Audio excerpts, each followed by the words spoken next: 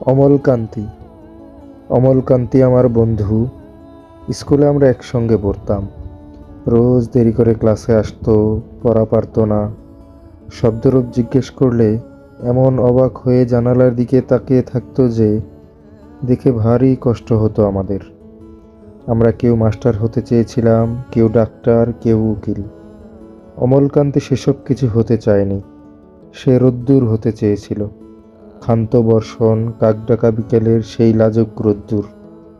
জাম আর জামরুলের পাতায় যা নাকি অল্প একটু হাসির মতন লেগে থাকে। আমরা কেউ মাস্টার হয়েছি, কেউ ডাক্তার, কেউ উকিল। অমলকান্তি রোদ্দুর হতে পারেনি। সে এখন অন্ধকার একটা ছাপাখানায় কাজ করে। মাঝে মধ্যে আমার সঙ্গে দেখা করতে আসে, চা খায়, এটা ওটা গল্প করে।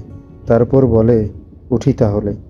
আমি ওকে দরজা পর্যন্ত এগিয়ে দিয়ে আসি। আমাদের মধ্যে এখন যে মাস্টারি করে অনায়াসে ডাক্তার হতে পারত।